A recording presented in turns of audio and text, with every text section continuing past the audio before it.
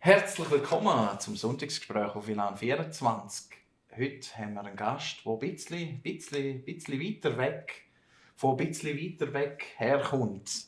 Genauer aus dem Kanton Bern. Winningen, hat er knapp gesagt. Winningen kommt er.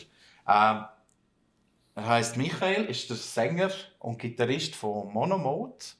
Ja, herzlich willkommen. Danke vielmals. Bei uns hier oben, so Ja. in den Bergen. So. Genau. Ihr habt hier eine erste EP rausgelassen. Mundartrock, wie es sich gehört für Berner.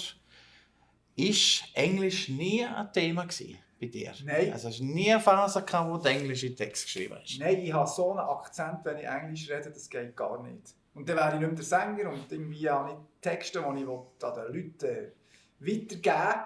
Und dann muss ich Mundart machen, aber ich habe natürlich auch sehr viel Mundart gehört, darum hat das alles zusammengepasst. Mhm. Ist das bei euch Berner schon ein bisschen mit der Muttermilch mitgegeben, oder? Also, dass man Mundartmusik und... Ja, man hat den Eindruck wahrscheinlich von außen. Ich glaube, es ist nicht anders als sonst nirgends in der Schweiz. Aber es ist tatsächlich so, dass halt irgendwie der Ursprung von diesem Mundartrock, wenn man so an Polohofen und Spahn und so Sachen denkt, oder dann auch Patent Ochsner, Zürich West, all die Namen halt Berner sind. Aber heutzutage mit Hecht und so weiter ist ja das nicht mehr Es ist ein bisschen aufgebrochen, habe ich das Gefühl. Auch Adrian Stern ist ja eher Genau. ja, andere Region. Es ist da, spüren ihr so ein bisschen eine Konkurrenz? Also wenn jetzt ihr sagt, hey, wir sind eine Berner Band und wir machen Mundart. Wie lange geht es denn bei den Leuten, bis sie fragen, ja, ist es eher wie Patent Ochsner oder eher wie Zürich West? Oder wie Stiller Hase? Ja. Also Konkurrenz spüren wir gar nicht. Ich glaube, es soll jeder die Musik machen, die er will. Und wir machen das so. Und jeder soll Freude haben am eigenen Zeug. Und es braucht auch verschiedene. Ich will ja nicht immer die gleiche Band hören.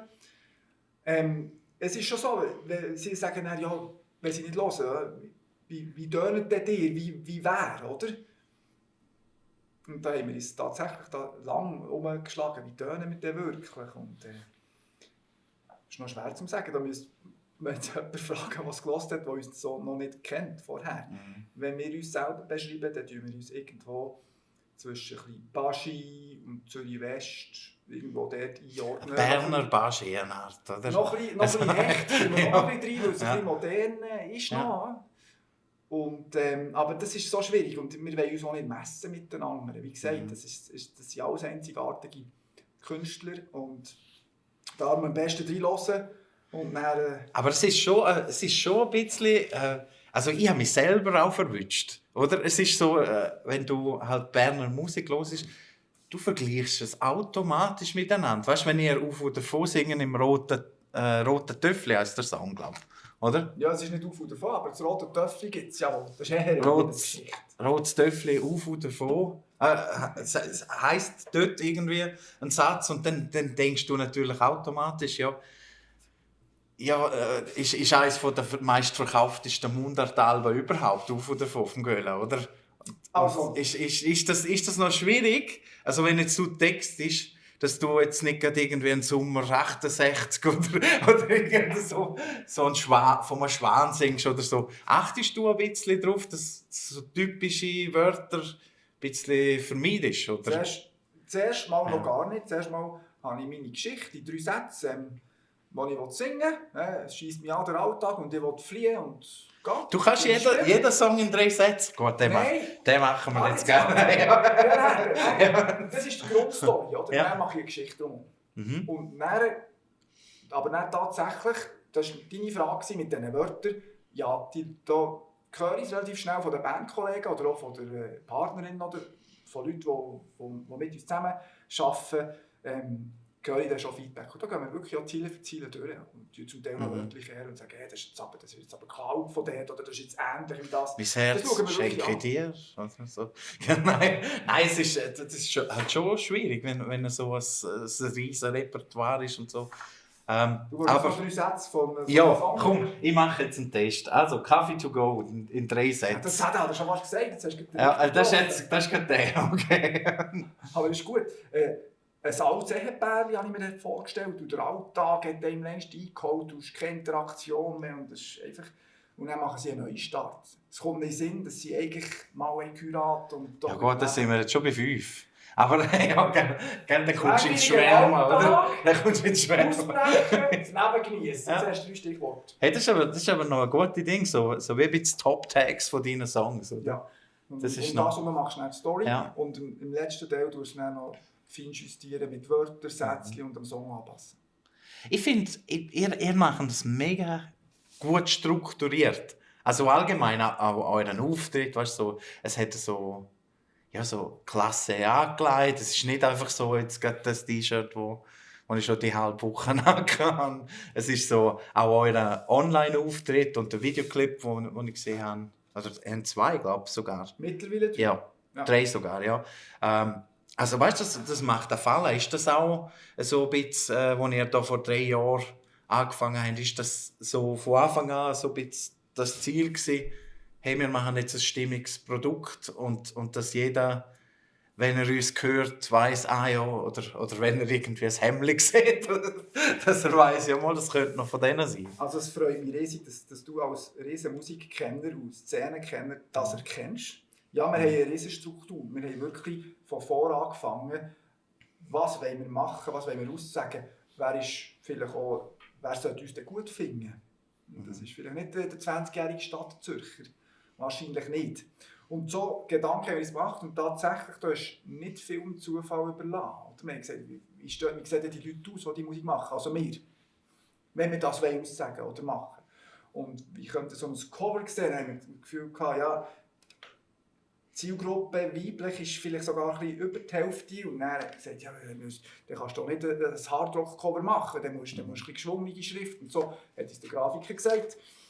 Es ist weiblich, aber dann so mit der blauen Farbe ist gleich auch... Ist auch nicht so schlimm, wenn es ein Bübli lässt, oder? Es ist nicht normal. Es ist wirklich einfach... Ja, wir haben wirklich uns Gedanken gemacht über ziemlich viele Details und weil wir eben sagen, hey komm, wir können nicht so einen super Produzent haben oder uns so tiefgründige Gedanken machen, wie wir die Songs schreiben und nachher hinten raus wird es dann amateurhaft. Das macht wirklich keinen Sinn. Wenn der Song so gut ist und er ist so gut produziert, dann muss auch das Musikvideo gut sein. Das wäre schon fast wie schade, oder? Ja, so auf der halben Strecke findest du dann, ja, ist jetzt schon gut. Und dann tun wir es noch. Aber das machen viele Bands im Fall. Ja. Also wirklich, viele Bands, wo ich gedacht habe, schon, weißt du, dann hörst du den Song und denkst, gut. Wieso kennt die niemand? Weißt du so? Ja. Und dann schaust du aber noch, was sie so machen, weil sie so halbherzige Interviews geben oder irgendwie lieber fast gar keine Interviews geben oder Marketing gar nichts betreibend. Wir haben vorher schon mal darüber geredet, Thema Marketing und Musik. Wie halten ihr das im Gleichgewicht? Also es tönt noch extrem viel Arbeit, wenn man sich so ein Konzept überlegt und immer wieder nach dem schafft. Kannst du immer noch sagen, dass etwa so 50% wirklich Kreativität, wirklich um die Musik geht und das andere eher ein bisschen Live-Shows, ein bisschen Marketing, ein bisschen Interviews ist? Das ist phasenweise. Also beim Songwriting machst du Musik, das ist klar. Wenn du übst für ein Live-Set, machst du schon Musik. Wenn du aber eine CD oder eine EP produzierst und all das Zeug, eben Musikvideo planen und was wollen wir denn und wo wollen wir denn und wie heissen wir denn oder welche Lieder kommen da drauf und all die 1000 Diskussionen und dann Social Media machen und Homepage und das Ganze aufsetzen, dann bist du tatsächlich plötzlich über 50% nicht Musik machen. Jetzt sind wir in der Phase, wo wir über 50% Musik machen, weil wir eben live unterwegs sind. Und dann haben wir wirklich die Songs, die stehen, wir gehen in die Band und nehmen das Instrument und sind da und machen Musik. Und das ist natürlich jetzt eben eine Phase, wo wir wirklich viel Musik machen können, wo ja eigentlich auch das ist, das Haupthobby, sage ich mal. Alles andere ist auch ein bisschen gut tut, oder? Ja. So ein bisschen endlich aus, endlich. Ja. Jetzt ist es ja eine Weile schon draussen. Wie sind so die Reaktionen darauf? Also, haben alle Leute gefunden, mal, das hat sich jetzt gelohnt, da die 3 Jahre zu warten, bis da endlich mal etwas Richtiges kommt? Ja, wirklich sehr positive Rückmeldung. Sei es über die Produktion, über die Songs und so weiter. Und auch Leute, die jetzt nicht die Musik super hören, die sagen einfach, hey, ganz gut gemacht. Ist vielleicht nicht mein Stil, aber ganz gut gemacht. Und dann gibt es eben auch Leute und auch fremde Leute, die uns nicht irgendeinen Bezug haben zu uns, weil sie verwandt sind oder etwas, wo das gut finden. Und das zeigt uns schon, hey, cool, oder? Das kommt an, wir können wirklich... Es hat sich gelohnt, auch in die Details zu gehen und bis zum Schluss die Professionalität durchzuziehen. Das wird gesehen. Mhm. Und zieht weitere Kreise, oder? Ja, das ist auch so ein bisschen das ist so. Eben, jetzt sind wir plötzlich im Chur hier am Tisch. Und Chur ist doch relativ weit weg. Ja, sicher etwa 3 Stunden von mir daheim bis daher. Mhm. Und irgendwie bin ich doch da. Oder? Mhm. Und das ist schön. Ja, so Zeug. Das ist cool, wenn harte Arbeit sich auch auszahlt Ja. und ihr das weiterhin machen könnt. Habt ihr gerade nächstens einmal ein Konzert in der Nähe? Oder, Es ja. ist höchste Zeit, hier Ja. in Chur oder in Graubünden oder in der Nähe wieder ein Konzert zu haben. Es ist noch nicht definitiv. Also wenn irgendjemand weisst oder kennst, komm mit dem, erzähl uns weiter. Monomode.ch haben wir Genau. sicher auch alle. Wir wollen kommen, wir sind parat. Und wir haben ja hier eine sehr gute Erfahrung gemacht in der Nähe, in Trübbach. Ja. Und wir wollen wiederkommen. Ja. Das ist gut, ja. Dann drücke ich die Daumen, dass dein Telefon nachher nur noch schellt nach dem Gespräch.